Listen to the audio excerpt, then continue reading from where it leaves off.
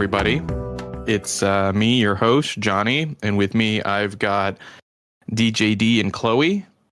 What's up, guys? Howdy. Hello. If I sound a little weird today, I have a little bit of a tickle in my throat, and because of that, I am sucking on some cough drops during this episode. Copycat. I have a cough drop in my mouth. No way. Do you guys ever get this thing that you like? So last night I was at a birthday party for a friend of mine, and I was feeling fine. And then we got to the cake, and I ate a piece of cake. And like eating the piece of cake, I was like, just frosting and everything. I was like, oh man, I feel like my throat hurts. Like I know the moment I got this tickle in my throat, and I'm just super bummed about it. But that's life. It'd be that way sometimes. Mine's just allergies. I start to get real sneezy, whatever have you. And then I'm like, oh, here it comes. The drainage starts, the throat. My son and wife have really bad allergies. So I've been doing this video series on Instagram, waiting at the allergist.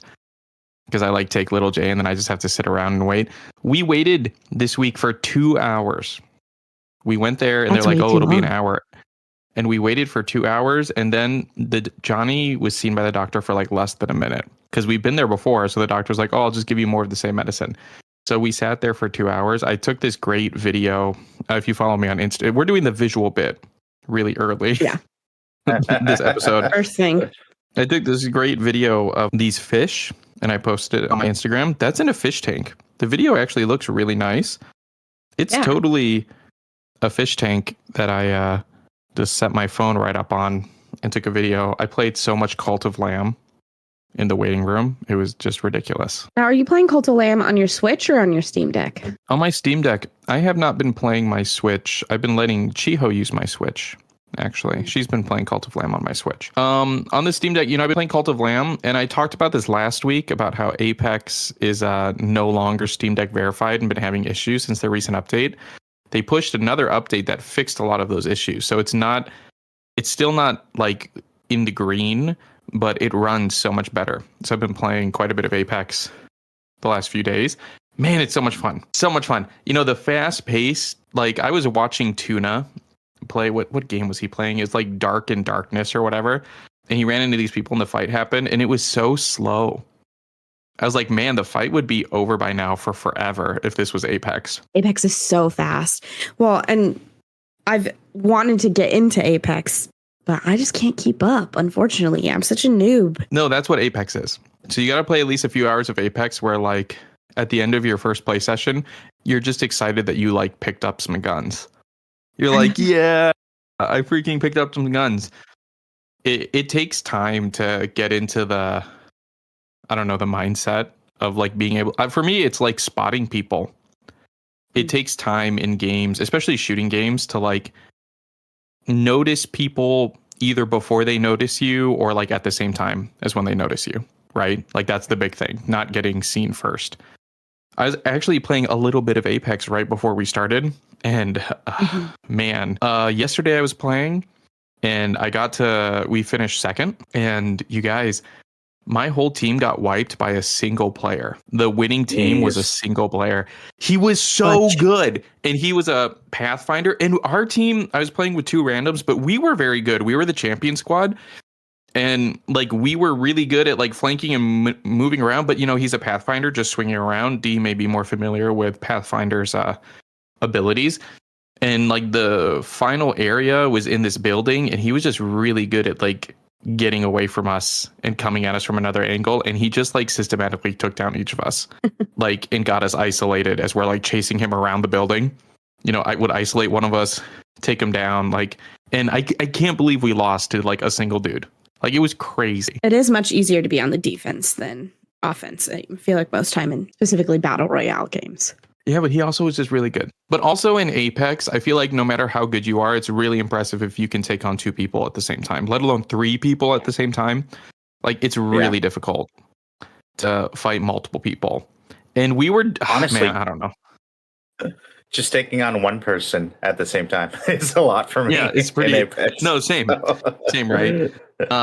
Me and Little J have this great team dynamic where one of us takes on the person and usually gets knocked.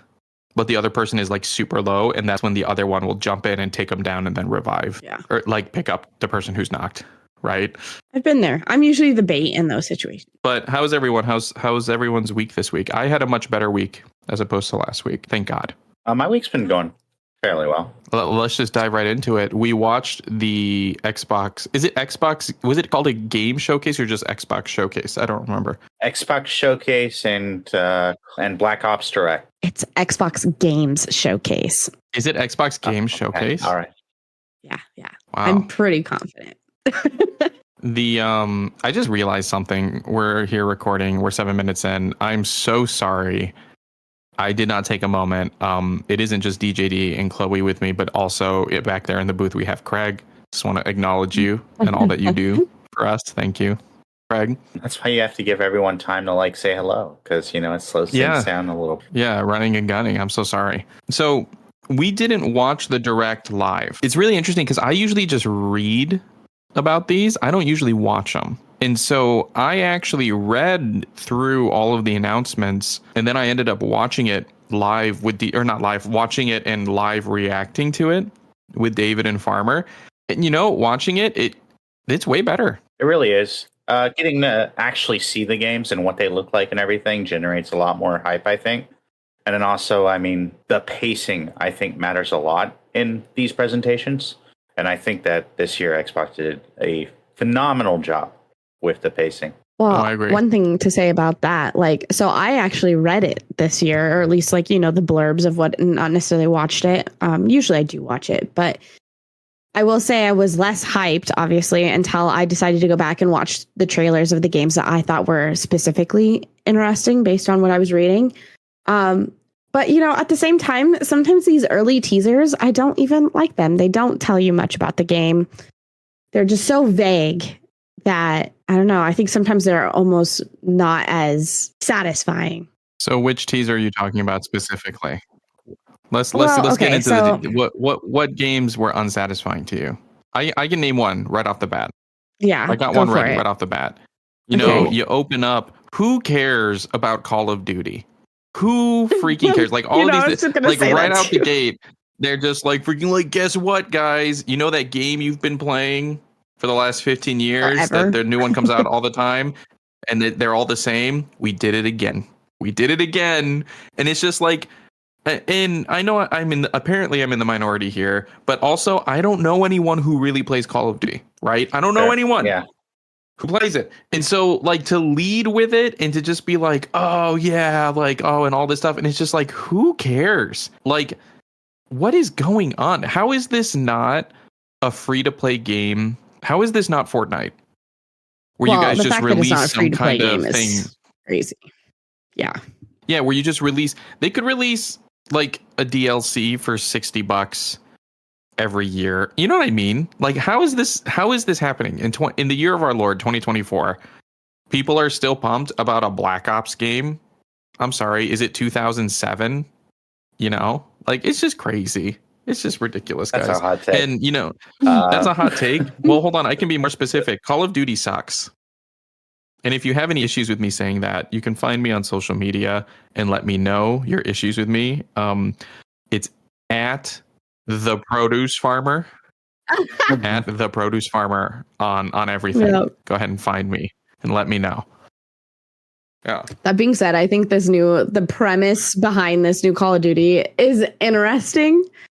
Oh my God, what is the premise even? Shoot people. Like, come on.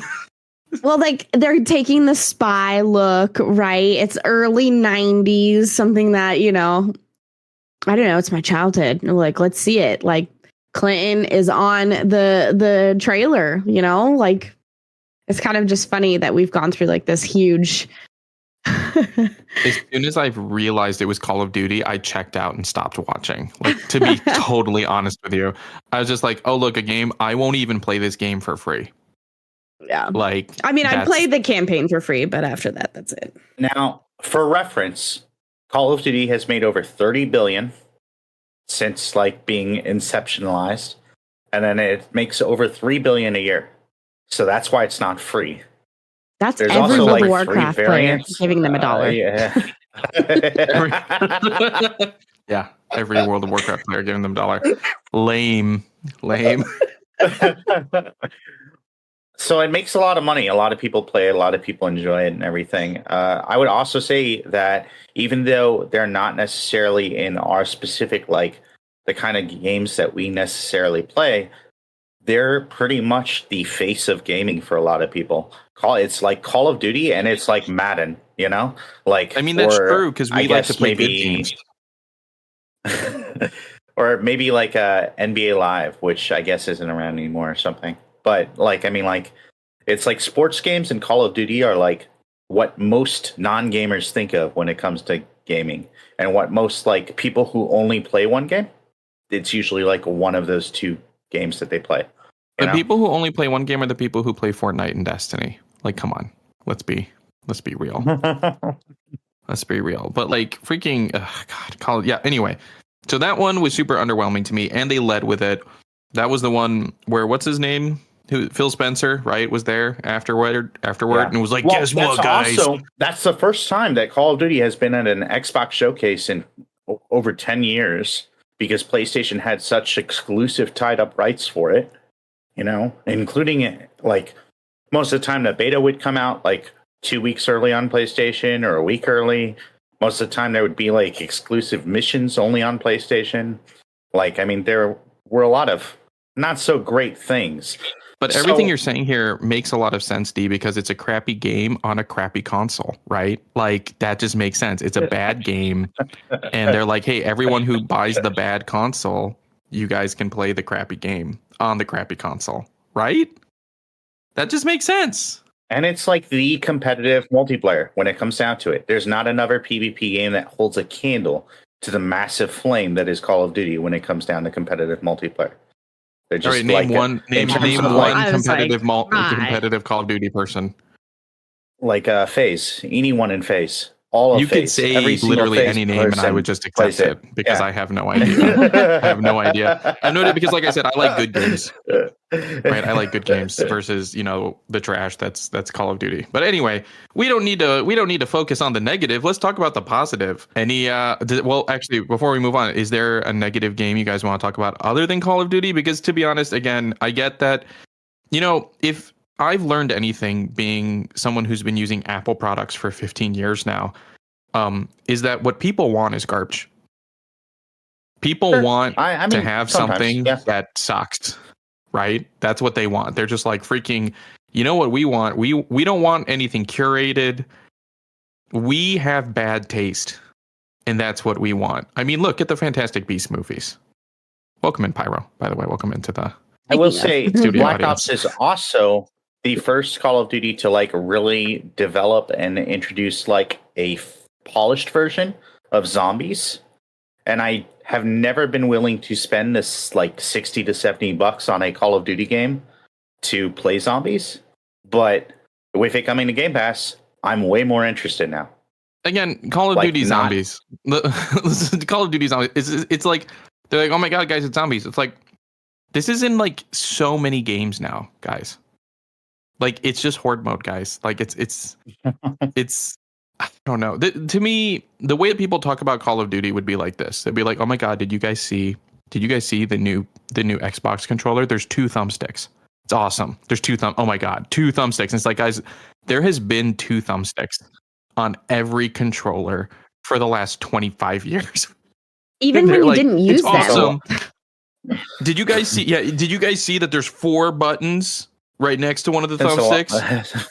Crazy. Oh my God, they did it again. Give me and it's just like, guys, it's literally, did you guys see the movies? This is really random. Did you guys see 21 and 22 Jump Street?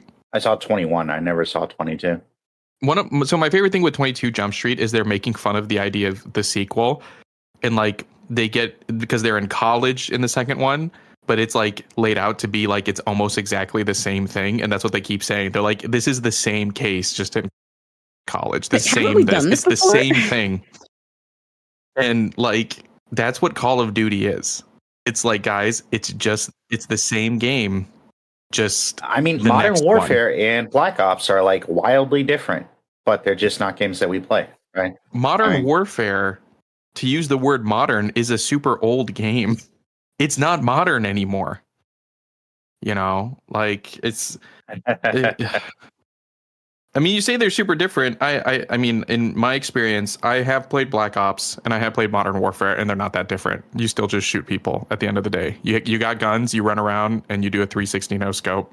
You know, and you like teabag people. That's it. That's the game. You know, which David's giving me this look, but am I wrong?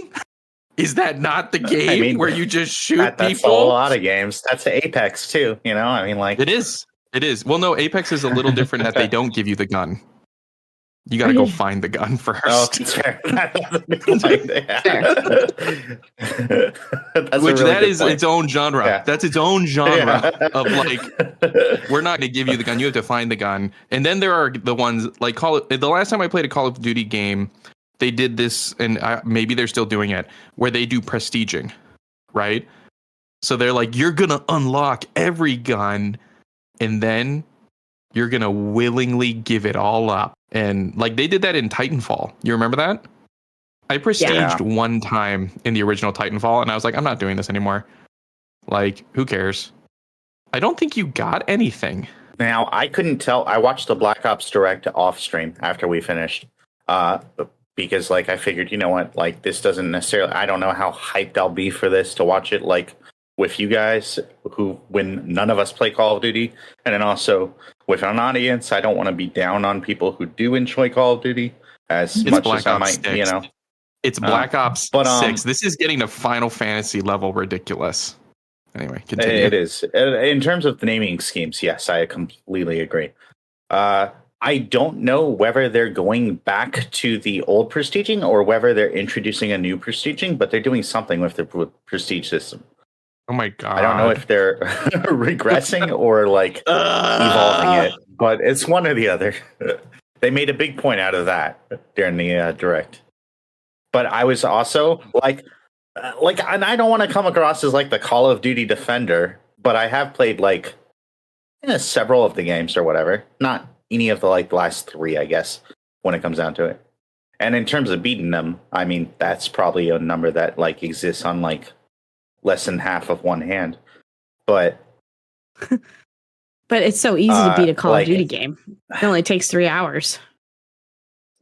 No. Their campaigns, I feel like, are longer than that, aren't they? They're like 6-ish hours usually. They're like 6 to 8. The last one allegedly had like a 4-hour campaign, and a bunch of people complained about that. But like gamers usually complaining, they're like 6 to 8 hours. Yeah, I know. Wild. Gamers complaining? What? Wow, they really must have changed stuff. I really enjoyed Call of Duty campaigns in the past. I haven't played any of them really since high school, but I enjoyed them. Like Ghosts, I was so excited with Ghost, and then they like abandoned it, and it ended on such a huge cliffhanger. And it's like, why would you do that? And now it's just floating out there into nothingness. Well, apparently, because I also enjoyed Ghosts, but apparently most Call of Duty players hate Ghosts and regard it as the worst of the series.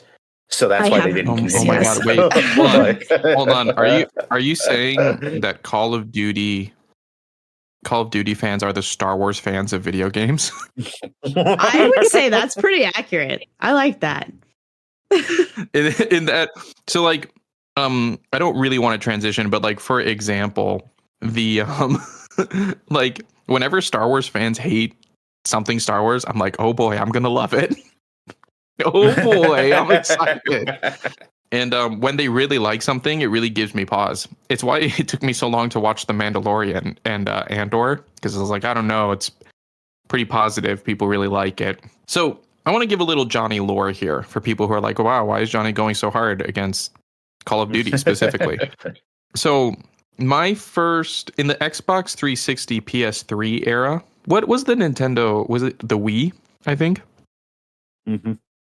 In that era, yeah, I did not have an Xbox 360. I had a PS3 at first. So my first next-gen console past the PS2 at that time was a PS3.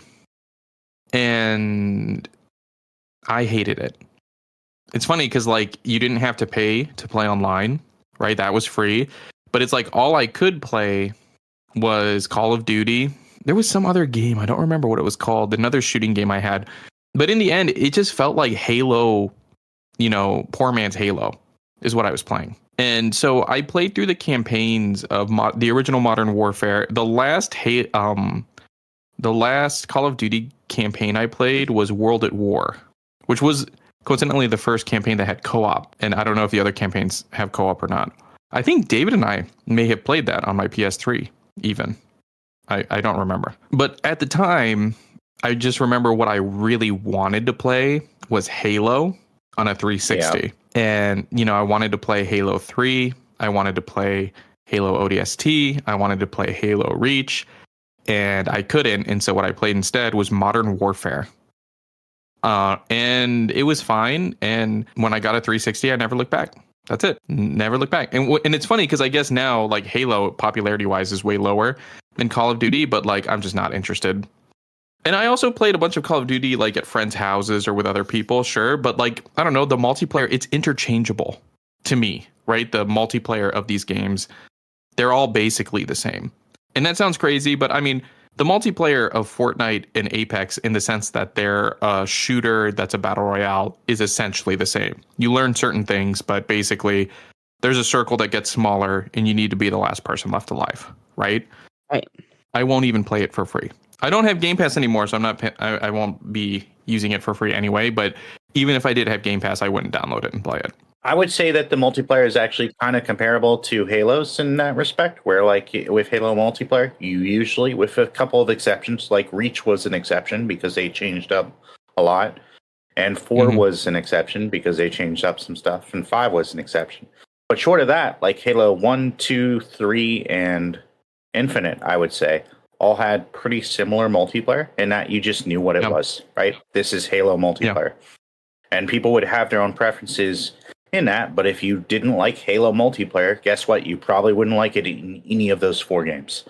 And I think Call of Duty is kind of the same way, where like all the Call of Duty multiplayer, it's Call of Duty multiplayer. Either you like it or you don't, and you might have your preference, but like... But also, the market's so different now too, right? Of there's Siege, there's Battlefield, there's so many shooting multiplayer games out there. There really are, yes. It's really shocking to me that Call of Duty continues to be as popular as it is. Well, and so I have 2 things. Firstly, I think that the larger picture of this being a game that was usually like kind of like exclusive, at least parts of it, right? To a pretty high degree. This being everywhere at once, like available for everyone, I think is a good thing for the industry at large, and hopefully helps gaming like kind of like shift more away from like exclusives, where I'm okay with some like single player games being exclusive, but I feel like most multiplayer should probably be on multiple platforms and available for people to play and cross-play and all that. Yeah. Mm-hmm. It only helps. And it only helps. Yeah. And I mean, like, I think more games in more places is just good for gamers overall. And I think doing this with the biggest franchise on earth in terms of video games is a good thing. And then also specifically when it comes to Call of Duty, shoot, I forgot what I was going to say, but it was also a very good, valid point. So just take that as you will. And to clarify, people are allowed to like Call of Duty. People can like bad things. Yeah, no, 100%. Yeah. and people are allowed to have PS5s. You're allowed to own something that sucks. It's fine. I own one and I haven't turned it on in almost 2 years. That's sad. It's crying right now. Yeah, I know. You should just mail it to me, and then I'll also not turn it on ever. Share the love. I was most excited for... Well, one, there was an announcement that wasn't at the Xbox showcase for Civilization 7. Pretty excited about that myself, personally. Yeah. I was a big fan of Civ 5. I was an even bigger fan of Civ 6 because Civ 6 released also as an iPad app, so I could play it on the go. Civ 7, I'm pumped. I'm pumped for it. a lot of people hated on Civ 6 because it went from like a weird, I don't want to say realistic, but pseudo-realistic graphic style to a very stylized graphic style. I don't know if you guys, off the top of your heads, can remember what Civ 5 looked like. But they tried to make it look more normal, like more real. And then in Civ 6, they went like this very cartoony route, and a lot of people really didn't like it. I thought it would age really well, which it totally has. You know, it looks great still. That being said, the new Dragon Age game got announced, and a lot of people hated the art style of that trailer. That being said, I kind of get it, because one of the main characters in the trailer is supposed to be a very well-known character, Varric from Dragon Age 2 Inquisition, and now into this game, and I didn't recognize him. I recognize his crossbow, but I was just kind of like, oh, is Varric dead and someone has his crossbow? He looks totally different from Inquisition. But I recognize one of the other characters, but I am super pumped for this new Dragon Age game. What about you guys?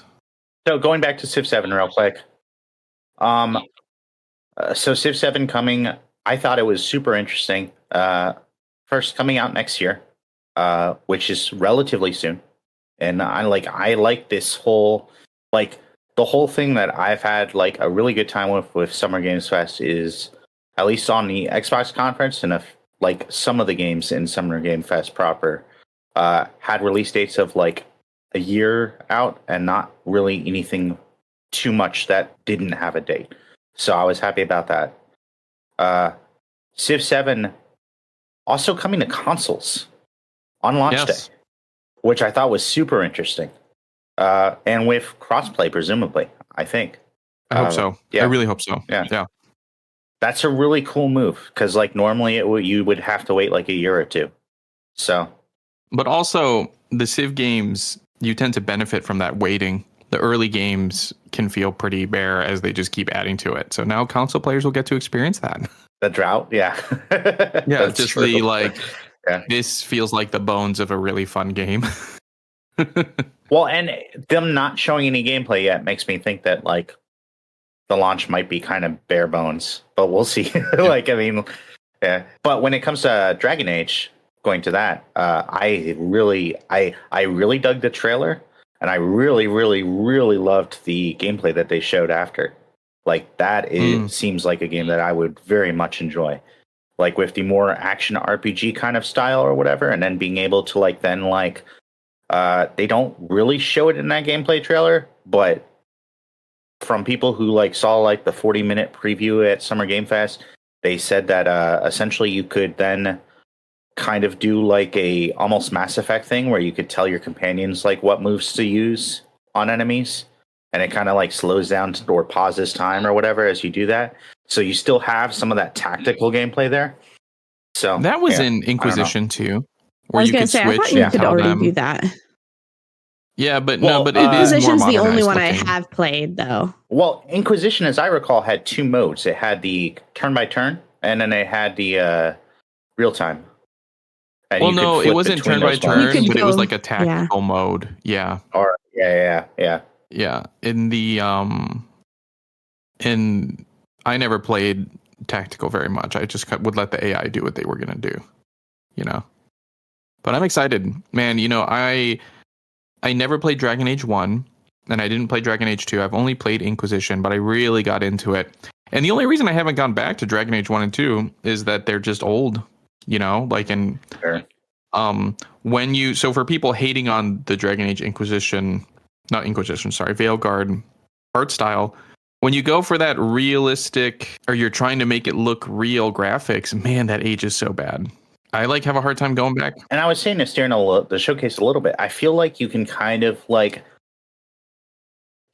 swap it out with any other like CRPG a little bit when you go for that realistic, like kind of like a little bit pulled back, like top down almost, like kind of like, you know, viewpoint and like the realistic graphics. It kind of just looks like one amongst a dozen different games of that style, and that's not the worst thing, because like obviously like BioWare does a phenomenal job with story and everything, and like they've really refined down what Dragon Age is, as well as like Mass Effect and all their other like franchises beside Anthem. But but like I think the stylization actually really works for like setting it apart. And I like it's gonna be really cool to be able to like see someone playing Dragon Age and know instantly, oh, this is Dragon Age. That's really cool. As opposed to like maybe confusing it for like Baldur's Gate or any other like, fantasy kind of game. That's a really good point. Yeah, I was gonna say Baldur's Gate. It looked like a more modern version of Dragon Age would just look like Baldur's Gate at this point, right? Baldur's Gate 3. And I love how close the camera was to the characters too. I felt like that was really neat. Like to have I feel like in a lot of third-person games, the closer that you get to the character, the kind of like more invested you kind of are into their specific actions. And I think that's a great move for a game that's as lore heavy and like story focused as Dragon Age is. And it's just such an interesting world. Thetis, I really like it. I think it's a cool place. Are there any other games they announced that you have either positive or negative feelings about? I'm super excited for Fable, but I'm very skeptical still because, they have released things in the past. It was on last year's showcase. We still haven't really seen anything for it. And I can't stand when they announce games super early like that. But I'm excited for it to come to fruition. Yeah. The first Fable game I played was Fable 3. The only Fable game I played. Everyone usually says sorry when they hear that. And I would love to just have another Fable experience other than that. Yeah. And I feel like Fable has always been 2 years out. Fable has been 2 years out for like the last 15 years, I feel like, to me. Yeah.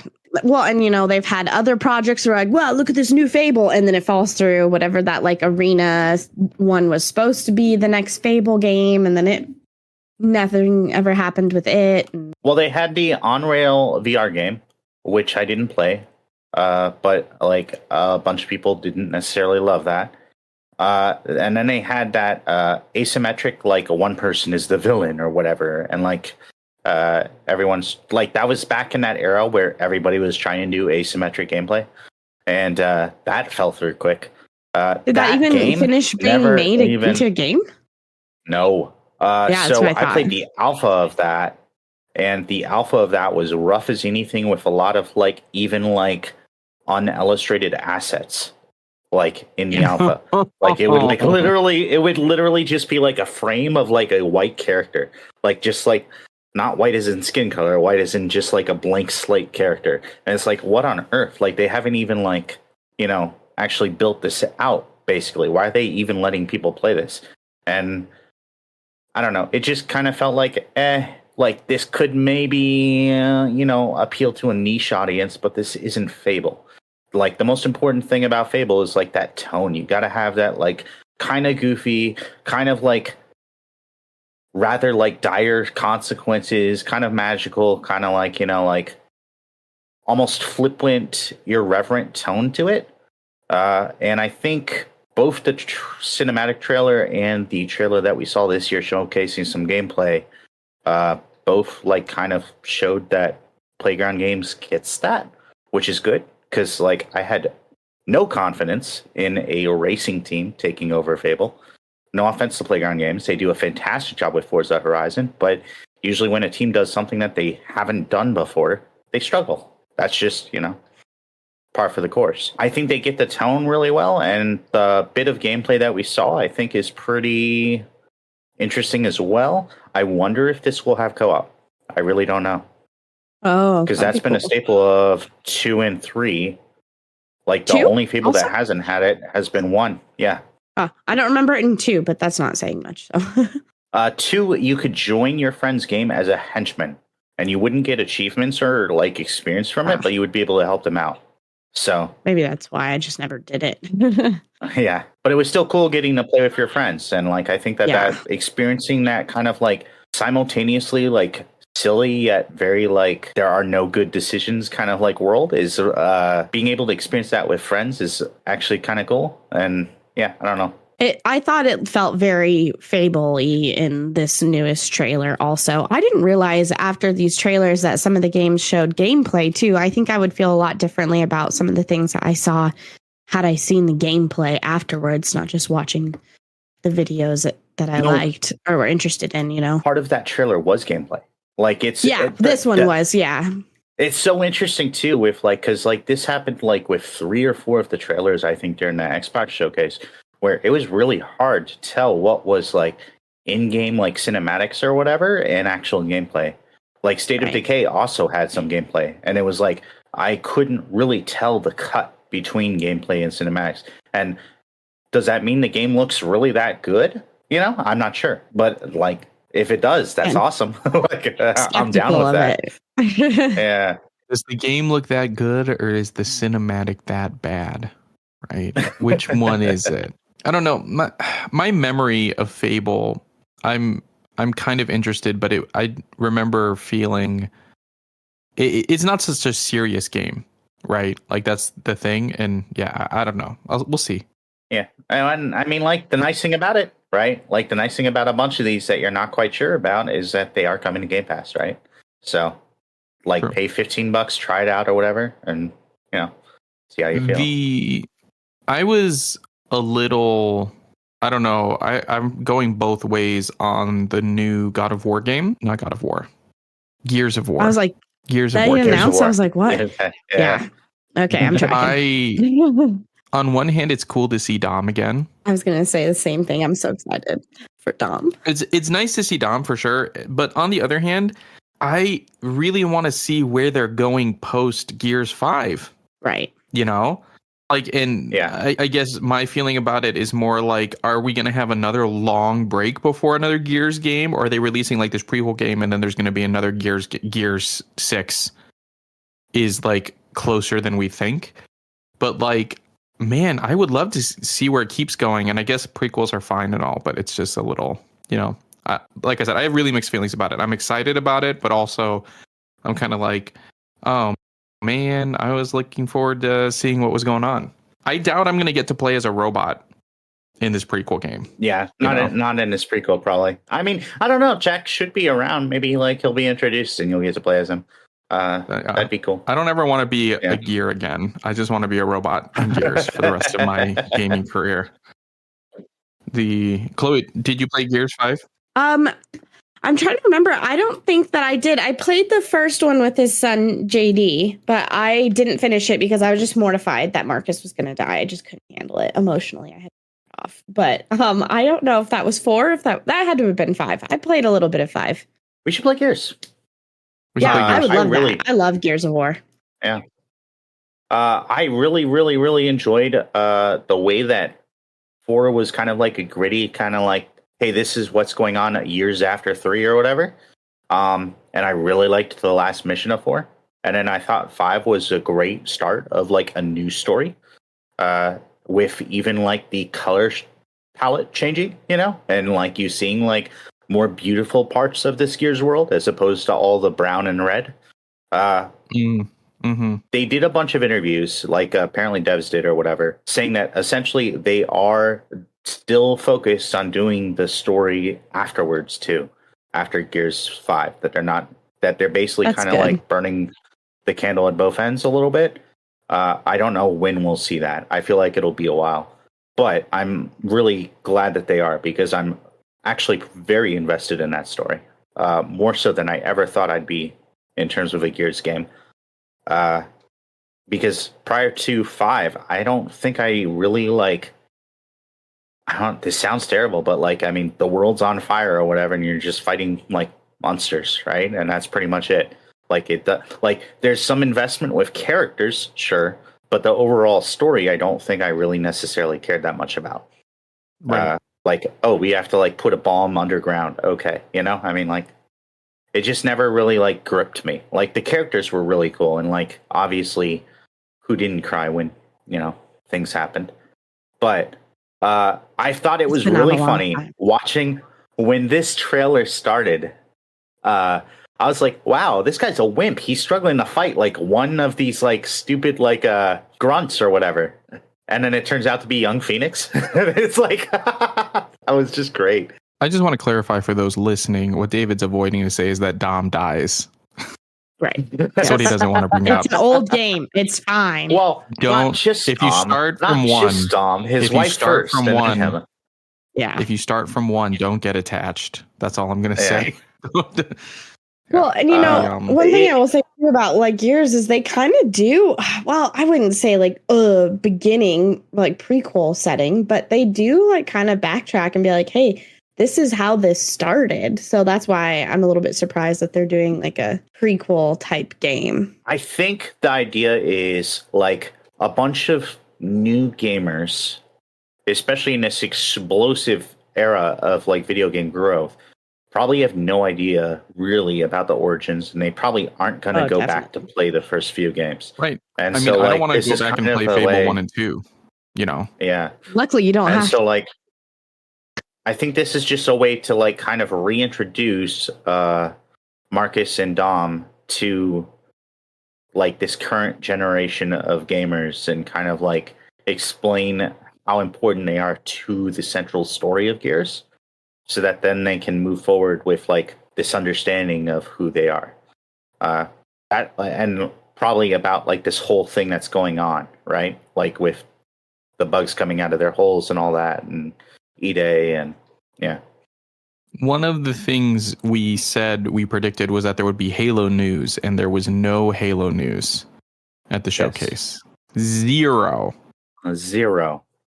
Nothing. Which is wild, too, because Halo on Twitter, more colloquially, I guess, known as X or whatever, had a actual really good gameplay trailer. I literally like unmuted to make that joke, and then you made it for me. But anyway, go ahead. But they had a really good gameplay trailer that like showcased like how many modes there are and how many maps there are and how cool Forge is and like all the armor customization. And it's the best marketing I've seen of like in-game assets within Halo. And like they could have easily stuck that into the showcase real quick. But I think they were also trying not to do like commercials. And I feel like that would have come across as a commercial. So maybe that's why. I don't know. There was that rumor, too, that like a Halo 1 remake was in progress that might go to PlayStation or whatever, too. And right. I don't know that I don't know that I buy that rumor. I haven't seen it from like any like super reliable sort of like The Verge has like a paywall like thing that they kind of have where that's apparently where that was sourced initially, but like I don't know. I would need to see more before I actually believe it, I think. I could see them maybe possibly doing that, but the only reason I could see that is like trying to make it like crossplay or something. Or like Farmer said, like retroactively editing it to make it more like aligned with the rest of where Halo's gone so far. Is there going to be a third season of the Halo show? That's a great question, actually. I don't think it's canceled, but I'm not sure. I know season 2, a bunch of people said it was better than season 1, but I feel like that's a pretty low bar. It has not been officially confirmed as of March 21st. Yeah. For a third season. So here's what needs to happen. That show needs to get canceled, and then they need to give it to someone who can actually make a good show with it. And then we can pretend that show doesn't exist. That's what needs to happen. To be honest, I would be okay with it if they even made the Halo show animated. You know, you can do a lot of animation. Yeah, I think that'd be really cool, actually. I think they could absolutely do that too. Sleep on animation way too much. They're like, I go through this a lot because I read ACOTAR and all those romantic-y type books, and people are like, "Oh, I'm so excited for this to get adapted and everything." I'm like, "No, I'm terrified. I don't particularly want a live action remake of my favorite books because then it kind of takes that fantasy aspect away. I would love to see them do an animated show because I feel like you can just be so much more truer to what your mind sees, you know? Animation is not I don't want to say it's not anchored in reality. It's not limited by reality, right? Right. Like the Clone Wars cartoon, the 2D cartoon, right? They have the Jedi doing all these crazy things, and it's like if you tried to get Samuel L. Jackson to jump around and move like that, it would look ridiculous. But because it's a cartoon, it looks sweet, right? You're like, whoa, that's crazy. Yeah, no, I totally feel you. I think that animation is totally slept on. Like, I would love like a 2D animated Halo show. That would be awesome. You know? The Arc animated 2D show is actually surprisingly really good. I haven't got the chance to watch it yet. 5 episodes, but yeah, I haven't watched it either. What's it on? Really into. I think it's on Paramount. Oh, that's why I haven't watched it. But yeah, it's on the thing. So I read this thing that Paramount is now only like $20 a year. Oh, I'd pay that. I don't know if that's true. I just saw that. I just read that somewhere. But the stuff on Paramount, I don't know what it's on in Japan. Paramount doesn't exist here. Good thing you have an IPN, right? An IPN, a VPN? A VPN. Here's the thing. Here's the thing about the VPN that people don't know about is that it's kind of a hassle to like turn on a VPN to watch something. Like there's not anything I want to watch badly enough that like I like go through my settings to turn a VPN on to watch it. I'm just like, listen, I'll just watch YouTube, you know? I do want to really watch the Ark show. I loved playing Ark, but I'm a lazy Ark player, and I like it when my dad gives me all this stuff because my dad is retired, loves playing video games, just sits at home all day playing away, gets all this cool stuff, builds these cool bases, and then I get on and he's like, hey, here's all these cool dinosaurs and you can ride them and kill stuff. I'm like, yeah, and I enjoy every second of it. And then when I don't play with my dad, I'm like, wow, this is hard and awful. You mean like when you played with us? You mean like when you forced us to get a server and play together and you're like, no, I'm totally going to play. I love playing Ark. And we wouldn't give you a high level. Like she was like, give me a level 1000 fire wyvern so I can fly around this island and be crazy. And we're like, we are taming dodos with our fists right now. And you want to fly around with like the most powerful creature that's not even on this map. Like we had to spawn it from another map. And you were like, yeah. And then you never came in. You never came back because we didn't give that to you. You were like, well, I don't want to play this game anymore. And I don't want to play unless I can have my lightning wire.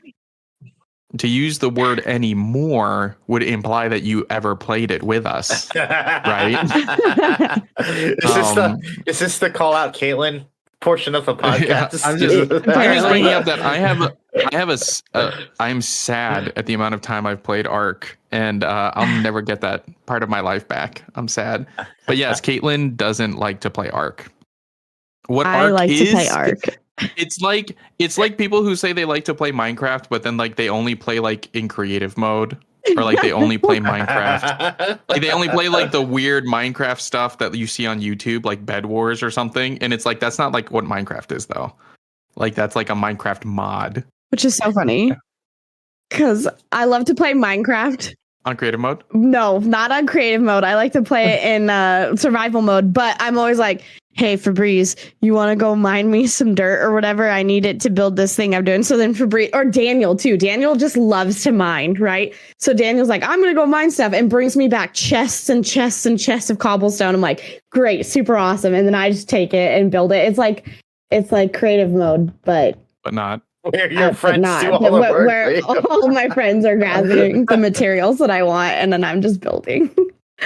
But I don't want to play on creative mode because I'm like, wow, that's lame. It takes all the effort out of it. It doesn't feel as rewarding to build on the creative. It doesn't feel. It's true. It doesn't feel as rewarding. That is true. I mean, but yeah. So Ark, man, yeah. Chloe doesn't like to play it. I don't know what it is that Chloe likes to play, but it's not Ark. No Minecraft news. Hold on. I don't want to move past this yet because I want to bring this up. As far as this, don't you get bored flying around killing stuff on a high level dinosaur that you can't actually get unless you spawn it in? Because to me, this is the problem I have with survival games, period. Right? Like Lego Fortnite and stuff like that. The fun part of a survival game to me is getting set up. like finding the place. Okay, well, where can I get this? Where can I get this? And then you start to do that. But once you like start to build up a base, you're like, oh, I need to find this. I need to find this. But once you start to actually like build up and you have a really good space and it's easy, there's like nothing for you to do anymore. And I find would it definitely gets agree with go boring. somewhere else. Yeah. Besides No, go somewhere else I- and do it Especially- all again. Yeah. And do it all Right, again, yeah. right? Yeah. And then it's like, well, like this isn't that fun, like I've just, and there is end game stuff, right? Like I've killed the Ender Dragon and explored end cities and stuff in Minecraft. Not that often though, because I often get bored before I can get there, right? It's just like an Ark. I've played a lot of Ark, but I've never gotten super far into using element stuff, right? Because we quit way before we've killed the bosses enough times to get enough element. And this is just a hard thing with survival games. Isn't State of Decay a survival game? Yes. State of Decay 2 and 3 are survival games. Yeah. Well, that was the thing with the new State of Decay is that like now, if I see a game's a survival game, I usually am just immediately out, So- just because it's like I've played this game before. I know what this Yeah. is, and I'm gonna get bored of it. So I'm just not even gonna start it. The kind of cool thing I think that State of the Decay does, that's like a pretty big twist, and it's not a gimmick because the whole game's kind of based around it, is that you have like multiple characters in your little like community, right? Like you're recruiting people, and then when they die, they're dead. Like that's it. So I guess they're kind of like the Devastating. dinosaurs in Ark when it comes down to it.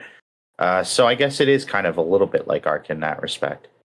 But you also don't have to create like cobblestone gravestones for them. So I mean, there's that. Every really- game of Ark I play, I have to build a monument to my favorite otter that literally died in front of my face as I was just like nearly there to save them. So We hurts. ran out of room on our gravestones for our dinosaurs. So at some I point mean, we had I'm to at the stop. point that I don't even want to name them. Yeah. As it's like, listen, you're not going to be here that long, probably, and I don't want to Setting get up for too heartbreak. attached. Yeah. Yeah, I'm like, listen, I've been hurt a lot. You seem great, you really do. This is like me and Chiho are both playing Cult of Lamb. Chiho like names every new follower she gets after someone she knows, and like really tries to take care of them. And I'm like, whatever your name is fine. Listen, you're not going to be here that long. I wish I could not be that detached, or not be that attached. Be Yeah, more it's- detached. Yeah, that'd be great. Yeah, it's just like, oh. oh, you're dead. Oh, well, that's sad. The other thing that's cool about this State of Decay that kind of has me a little bit hyped is that they're doing exactly what I want from Xbox Studios to do. They're collaborating with other Xbox Studios. So like, Oh, cool. they're working with Coalition to like get the game like running well on Unreal 5, since Coalition has had a lot of experience with getting E-Day running on that. And then they're working with the Obsidian team who did Grounded for the open world aspect. And that's really neat to see that level of collaboration. And I really hope that more Xbox studios like lean into the idea like, hey, we're all Team Xbox. You have a particular set of skills that would really help with like us putting in certain mechanics into our games and making them better. And why don't we go ahead and like share that information and share those skills amongst ourselves to like really flesh out and improve these games. Really gamer No, I agree. centric, No, I agree, because like sometimes a company can get so big that they like Xbox and owning multiple studios and stuff, that they're really competing against themselves. Right? Which is not, if they work together, we could have a really cool situation. Right? That would be sweet. Yeah. Well, I really like overall Xbox's seeming like determination of like, hey, you guys can kind of do whatever you want. Like, I mean, and we're not going to really step in unless things get off track. And listen, we're like, only going to step in to shut you down. That's it. That's it. Do whatever you want. I think that's a very specific set of circumstances that lead to that when it comes down to it. But we can talk about that with Summer. Yeah, with Homer. Before we wrap up, because we are running a little long here, I wanted to bring up that the Indiana Jones game looks like trash. I agree. And I'm only agreeing because Farmer's not here. But like, That's great. can we so it's a showcase. It's a showcase, and they put in this ridiculously long cutscene from Indiana. This new Indiana Jones game. No one wants this. I'm sorry, Farmer wants it. There's one person who wants it. Nobody is asking for an Indiana Jones game. Well, and here's the question too. In a world where we have Tomb Raider rebooted, in a world where we have the Uncharted series, do we really need Indiana Jones in the video game space? Right? Exactly. Like, in a world where we have Fortnite and Apex, do we need Call of Duty? No. What bothers me more about Indiana it too? Jones? No. Like, I get that, George Clooney, geez, Pete, that's not who it is. George Clooney, yes, continue. Yeah. No, why did I just totally lose his name? That's crazy. Harrison Ford. Okay. So I get that Harrison Ford was indie, right? But I was kind of bummed by the fact that they made him indie in the game. I think it's an iconic thing. I think it's like I think it's a cop out. I don't know. I was hoping for something new. I think that who cares about this game? They paid for the licensing, right? The license, it was likeness of Harrison Ford. Like, it was they paid for that. It was such a long cutscene. I forgot that we were watching the showcase. I think that cutscene in game is probably fine, but like to show it at the showcases, I felt like, like how when you're watching YouTube and autoplay is on, and you stop focusing for a minute, and then you're like, wait, what am I watching? Why am I watching this? What was I watching that brought me here? That's how I felt watching that cutscene. Because of just being like, I don't care about this. What is this? Like, Indiana Jones, Harrison Ford doesn't look like this anymore. He's an old man. Right. Like, and I'm sure it has nothing to do with me young Harrison Ford. Never seeing any movies. Yeah, but it's like, isn't he a college professor? Shouldn't he be teaching classes or something? It's like, is this really what you do with your salary? This is why college has gotten so expensive in the United States. Live life, You know what I'm talking about? You're over here paying, and you know what you're paying for? You're paying for your professor to do this crazy stuff, instead of teaching his classes. His unpaid TA is teaching his class while he's doing this. I know, it's ridiculous, right, Caitlin? It's ridiculous. And if a TA was teaching my class and not the professor, I'd be pissed about that, I don't know. The studio audience is telling me it's called research. Okay. Yeah. Anyway, maybe he's doing it on summer vacation. Only. So, Peach, you liked Fable. Was there anything else that stood out to you that you liked in terms of reading about it or looking at trailers? I am a sucker for mech games, so that Mecha Breaker game, I could be super down for. There wasn't a whole lot of information on it, but that sounds pretty cool. I'll play anything with a mech. I'll at least try it. It looked like it might be very difficult and maybe also annoying in PvP, but I like it. We'll see. I feel like I'll just get destroyed before I figure out how to move in that game, but. I mean, I'll try it. Everything's a learning curve, And Assassin's Creed. I haven't played Assassin's Creed game in forever, but I buy them every time, and they just sit in the case and do nothing. We don't have time to talk about Assassin's Creed and my distaste for that franchise, man. Jeez. Ugh. I'm really looking forward to Shadow. Okay. And the Shoguns? Come on. Yeah. It looks great. I'm going to enjoy it so much.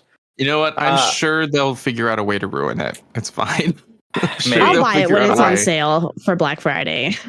I want information on that multiplayer standalone Assassin's Creed game that they were making, based on the old Assassin's Creed multiplayer modes that were in the first few, where you would hide amongst crowds or whatever, and do essentially hide and kill.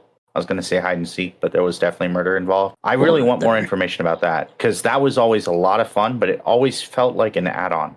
And so a game built with that in mind from scratch seems like it could be really neat, but no information yet. So, and Ubisoft didn't have it at UB Forward either. And it's Okay, you had 2 games that you be forward, but okay, whatever. I am mostly excited for Dragon Age. That Dragon one Age I is- was not yeah. expecting. I was so shocked and super pumped for it. To be honest, I can't even remember when I think about the showcase. That's all I can think about is how pumped I am for Dragon Age. I think 2 games really, really, really kind of stood out amongst everything else. Besides Perfect Dark, which doesn't have a release date but looked really awesome. Did you If play say the Black original? Ops, I'm ending the podcast. I played the original, but I played it like years and years after it came out, so it always looked like Okay. super dated to me. Yeah. I've never played it, Like, but I yeah, played just Zero 2, and yeah, like I know that there's like iconic weapons and stuff and all that, like, but like I just never really got into it. But this looks almost like cyberpunk-ish, like in a good way, you know, with like the stealth and like the ability to tackle missions your own way and everything, and like. Yeah, I don't know. The parkour reminded me of Mirror's Edge, and like I don't know, it seems really cool. That game. Yeah, the mirror. Yeah. I was super pumped about Yeah. that. People probably don't know Yeah. this about me because it literally never comes up. I love Mirror's Edge. This tattoo on my hey, it's the visual bit again. This tattoo on my forearm is a Mirror's Edge tattoo. Actually, I got it from that. I played the first one. Mirror's Edge Catalyst was a great game. People, hated Honestly, on it but was. I liked People it. hate on it. Yeah, I don't know. But I Mirror's thought it Edge was is one actually of those pretty good, too. franchises that it's like Mirror's Edge Catalyst was such a gift that we are like, wow, we didn't think that this would happen. It's never gonna happen. Like that. Right. It's done. It's done. Yeah. It's like Sad. when you were talking about like Avatar: The Last Airbender and people hating on that, and it's like we might never get and probably won't ever get another iteration of this, like in our Right. lifetimes or whatever. And Right. like, so Like- why are you hating on like what you're getting? I mean, yeah, because that makes it even less likely that we ever see anything like about this ever again. Now Yeah. I want to see like, can I play Mirror's Edge Catalyst on the Steam Deck though? Was it on Steam? Ooh. Was it was an Maybe EA not. game, so I maybe, possibly, I'm not sure. I know. I'm yeah. excited. I'm looking it up right now. But anything else, But, Steve? What was that game called? I forgot what that game was called. I just remember the Mirror's Edge-ish game. Perfect Dark. Yeah. Perfect Dark. Yeah, I'm excited. It's a reboot of the I'm excited original. about that one as well. But also no release date, so it's probably a few years out. I'm really, really, really looking forward to. Surprisingly, we saw it at the Direct earlier this year.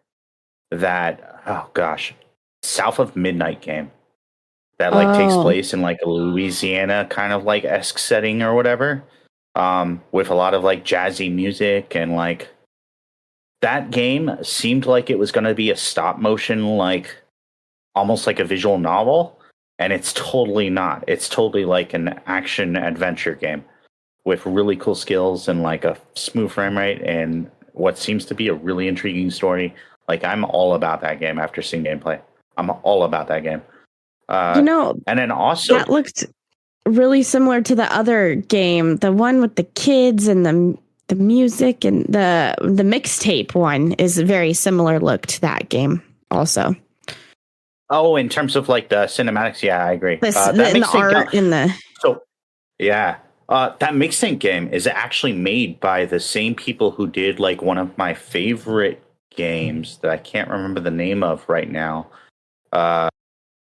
But it was like, oh gosh, I don't remember. But the other game that really caught my eye was that Expedition 33. Yeah. Where there's a paintress who lives on an island, and the number she paints is the age at which everyone of that age dies. And so every year that age goes out to try to kill her. And like, what? It's just such a cool like idea for a story that like I'm all in, even though the gameplay didn't necessarily like super intrigue me. Like specifically the combat. The rest of it looked great, but the combat looked kind of Final Fantasy remake-ish, which isn't a bad thing necessarily, but like it's like turn-based, but with like button pushing at the right time and everything, and that just isn't something that I normally gravitate to. Mirror's Edge, Catalyst, and the original Mirror's Edge are on Steam, and I would highly recommend them to people. Actually, honestly, the first Mirror's Edge game wasn't that great. I just really loved it, So, like, maybe you could skip that one. Catalyst is a prequel to it. So, and they're only $20. Full price. Oh, Artful Escape is the game that I played that I really enjoyed, which was almost kind of like a sort of platformer, sort of like tale being told to you or whatever, but it had a lot of style. And Mixtape is by the same developer, so I'm excited about that too. All right. Well, this was a really games-heavy podcast, and we need to wrap up. Any closing thoughts? We'll talk about how much we hate Indiana Jones next episode too. Yeah, and Assassin's all of Creed. this to say, it's a great time to play games. It's a great It time really to be a gamer. is. Yes, it really is. And it's exciting. I don't want to say that I like. It's exciting to see life get breathed into a few franchises that haven't gotten some love in a long time. Agreed. And on that note, talking about things that haven't gotten some love, make sure you show us some love by giving us a good rating, liking and subscribing and doing all of that stuff. And we'll catch you all in the next one. Bye. Keep that.